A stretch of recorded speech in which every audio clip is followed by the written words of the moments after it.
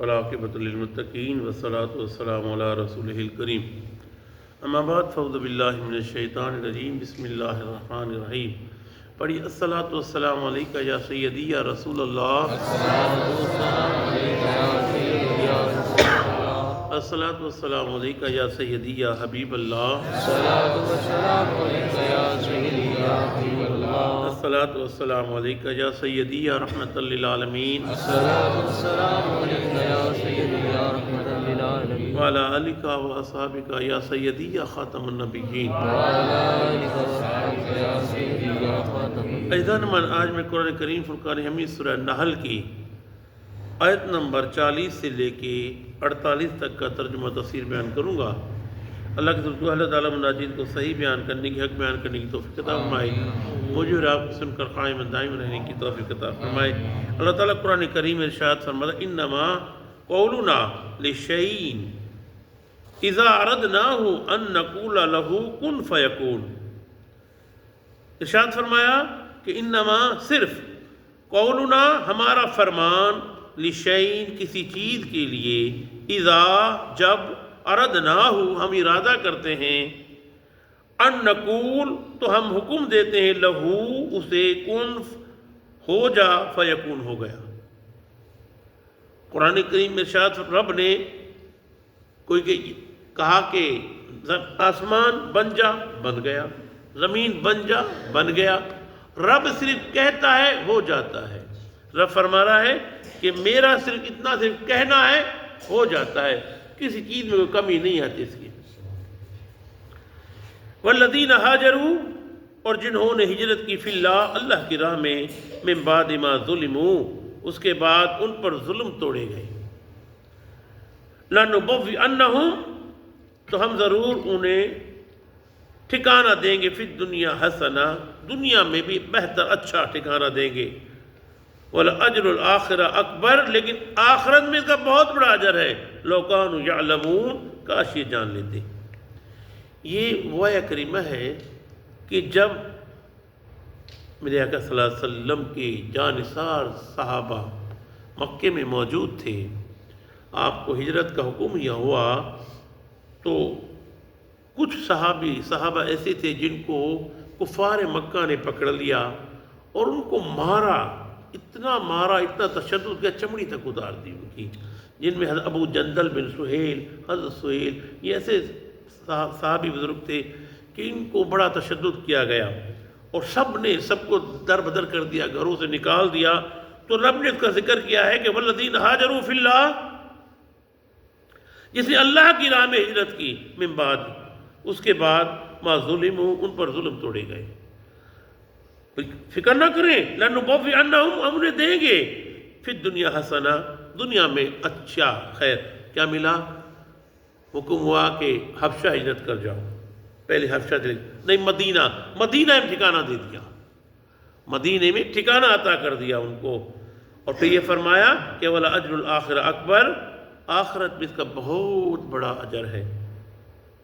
تو کبھی کبھی میرے آقا صلی اللہ علیہ وسلم جب مال غنیمت تقسیم کرتے تھے تو مہاجرین مکہ کہتے تھے یہ تو دنیا کا ہے، لیکن آخرت میں اس سے بڑا حصہ ہے تمہارا، کہ تم نے صرف اللہ کی رضا کے لیے مکے میں رہ رہے تھے، خوشحال تھے، دولت تھی، سب چیز تھا، لیکن سب چھوڑ دیا، کس لیے؟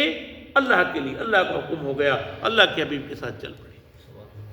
اور اب یہ سمجھ لو کہ جو کہیں سے ہجرت کرتا ہے دین کی خاطر، جہاں اس کی عزت محفوظ ہے، جہاں اس کی مال محفوظ ہو، جہاں اس کا دین محفوظ ہو، اگر وہ دین کی خاطر ہجرت کرتا ہے، اس کا بڑا اجر و ثواب ہے، اس کو بڑا اجر و ثواب ملے گا، کیونکہ اس نے سنت نبوی پر عمل کیا ہے۔ کیونکہ اگر وہ وہاں رہتا ہے تو بول نہیں سکتا، برائی کے خلاف ہاتھ بلند نہیں کر سکتا، کوئی کام نہیں کر سکتا، مجبوراً ان کو وہاں سے چھوڑنا پڑتا ہے۔ وہ چھوڑ کے آ گیا، اس نے سنت پر عمل کیا۔ الذین صبروا، جنہوں نے صبر کیا، وعلی ربہم یتوکلون، اور اپنے رب پر بھروسہ کرتے ہیں۔ جو ہجرت کر کے آتا ہے اللہ کی ذات پر، اس نے صبر کیا، پھر وہ اللہ کی ذات پر بھروسہ کر کے آتا ہے کہ اللہ میری مدد کرے گا۔ جس کا یہ پختہ ہو جاتا ہے اللہ کی ذات توکل، تو اللہ اس کو عطا کر دیتا ہے۔ وَمَا أَرْسَلْنَا مِن قَبْلِكَ إِلَّا رِجَالًا نُوحِي، ہم نے بھیجا آپ سے پہلے مگر مردوں کو ہم وہی بھیجتے ہیں، الیہم ان کی طرف، فَاسْأَلُوا أَهْلَ الذِّكْرِ إِن كُنتُمْ لَا تَعْلَمُونَ، بس دریافت کر لو اہل علم سے تم نہیں جانتے۔ پہلے بھی آپ نے پڑھا، اللہ بار بار ارشاد فرما رہا ہے کہ ہم نے پہلے مردوں کو نبی بھیجا، اگر تمہیں کوئی چیز نہیں آتی تو ان سے پوچھ لو۔ ہوا یہ کہ مشرکین مکہ، کفار مکہ کہنے لگے کہ آپ نبی ہیں، ہمارے جیسے نبی ہیں، کوئی فرشتہ آتا، فرشتہ نبی ہوتا، وہ آ کے ہمیں دعوت دیتا، تو رب نے ارشاد فرمایا وَمَا أَرْسَلْنَا مِن قَبْلِكَ، اور اس سے پہلے بھی تو ہم نے نبی بھیجے ہیں، اِلَّا رِجَالٌ نُوحِي، مرد تھے، کیا وہ فرشتے تھے؟ کیا وہ جن تھے؟ نہیں، وہ بھی انسان تھے۔ اب چپ ہو گئے کیونکہ سب جانتے تھے، اہل علم تھے، علم تھا ان کے پاس۔ الیہم فَاسْأَلُوا أَهْلَ الذِّكْرِ، کہا اب علم والے عبداللہ بن سلام یہودی سے مسلمان ہوئے، ان کے لیے کہ اگر نہیں آتا پوچھ لو، عبداللہ بن سلام تھے، وہ زبور کے حافظ، وہ توریت کے حافظ ہیں، وہ بتائیں گے تمہیں، ان سے پوچھ لو۔ بالبینات والزبر، روشن نشانیوں کے ساتھ کتابیں تھی، وانزلنا، ہم نے نازل کیا، الیک ذکر، آپ کی طرف ان کا ذکر، لتبین للناس، تاکہ اب کھول کر بیان کرے لوگوں کو، ما نزل الیہم، جو نازل کیا گیا ان کی طرف، ولعلہم یتفکرون، تاکہ وہ غور و فکر کریں، تدبر کریں، سوچیں سمجھیں۔ بار بار رب فرماتا یتفکرون، تفکر کرو، فکر کرو۔ افامن الذین مکروا السیئات، کہ کیا بے خوف اور نڈر ہو گئے وہ لوگ جنہوں نے بڑے برے مکر کیے، ان یکسف اللہ بہم الارض او یاتیہم العذاب، اللہ تعالیٰ انہیں چاہے زمین میں دھسا دے، زمین میں ان کو دھسا دے، رب چاہے تو زمین میں ان کو دھسا دے، او یاتیہم العذاب، یا ان پر عذاب آ جائے اس طرح کہ وہ بیٹھے ہوئے عذاب آ جائے، من حیث لا یشعرون، لیکن اس چیز کا انہیں شعور نہیں ہے۔ جب یہ ایسی باتیں کی نا تو رب جواب دے رہا ہے، حبیب آپ فکر نہ کریں، میں جواب دے رہا ہوں۔ او یاخذہم، یا انہیں پکڑ لے، فی تقلبہم فما ہم بمعجزین، جب وہ دوڑ دھپ کر رہے ہوں، اپنے کاروبار میں لگے ہوئے ہوں، فما بمعجزین، پس نہیں ہے وہ عاجز کرنے والے، اللہ کو عاجز نہیں کر سکتے۔ او یاخذہم الا تخوف، یا انہیں پکڑ لے، کوئی خوف مسلط کر دیا جائے۔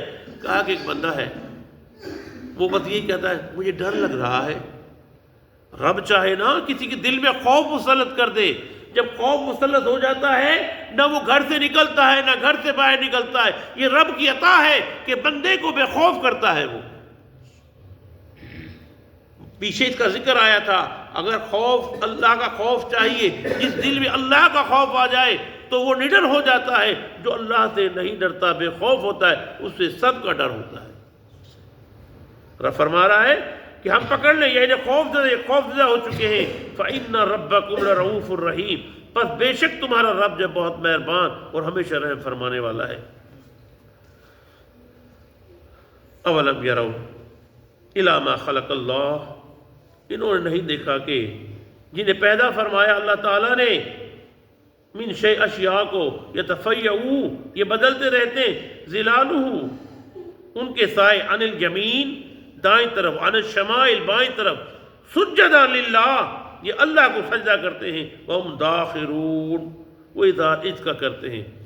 حدیث شریف میں آیا کہ صبح کو جب سورج نکلتا ہے، سورج جو ہے دائیں طرف ہوتا ہے اور اس کی پرچھائی سجدہ کرتی، قرآن کریم میں یہ رہا، علی الیمین، کہا کہ دائیں طرف ہوتا ہے، کہا کہ جب سورج ڈھل جاتا ہے والشمائل، بائیں طرف ہوتا ہے، سجدے کرتا ہے۔ کیوں؟ سجد للہ داخرون، تو اس حال میں کہ وہ عجز کرتا ہے۔ اس حدیث آیت کے ضمن پڑھ رہا تھا، پھر آگے ارشاد فرمایا، کہا کہ چاشت کی نماز کا اہتمام کیا کرو، چاشت کی 4 رکعت، 2 رکعت کا اہتمام کر لیا، اگر آپ نے کہہ لیا ایسے ثواب ہے تہجد کی نماز پڑھی، اور چاشت کی نماز میں جو تم سوال کرو اللہ عطا کرے گا۔ تقریباً 8:45 اس کا ٹائم شروع ہو جاتا ہے، پھر اس کا ٹائم زوال سے پہلے تک رہتا ہے، یہ پڑھا کرو۔ اور کہا کہ جب سورج صبح میں نکلتا ہے سجدے کرتا ہے، اور جب ڈھلتا ہے شام کو تب سجدے کرتا ہے۔ ارے بندے خدا کے بندے، جب اللہ کے یہاں سورج بھی سجدے کرتا ہے تو بندہ کیوں بھاگے؟ یہ بتانا مقصود یہ ہے کہ بندے تو نماز ترک نہ کر، میری تو سورج بھی چاند بھی سب عبادت کرتے ہیں۔ اللہ عمل کرنے کی توفیق عطا فرمائے۔ وما علینا